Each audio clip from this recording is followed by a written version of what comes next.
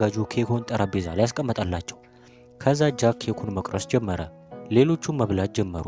ነገር ግን በድንገት ጃክ መፍሰስ ጀመረና ወደ መሬት ወደቀ። ጆንና አኒያ ደግሞ ወንበር ላይ ያስቀመጡት። ነገር ግን ጃክ ሊነቃ አልቻለም።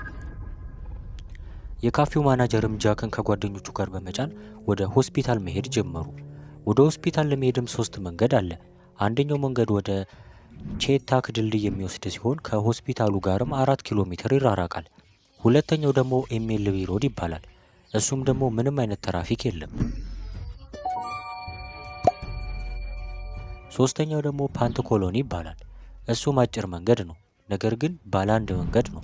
ሌላ ትልቅ መኪና በተቃራኒው አቅጣጫ ቢመጣ ምንም መውጫ የላቸውም እና ወደ ሆስፒታሉ ለመውጣት የትኛውን መንገድ መምረጥ አለባቸው?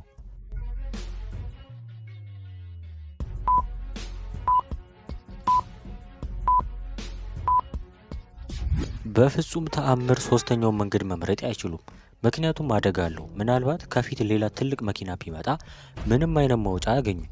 የመጀመሪያው መንገድ ደግሞ ድልድይ ነው፣ በዛ ላይ ብዙ ትራፊክ ፍሰት አለው። ስለዚህ ያለው አማራጭ ሁለተኛው መንገድ ነው። እሱንም መንገድ በመምረጥ ይሄዳሉ።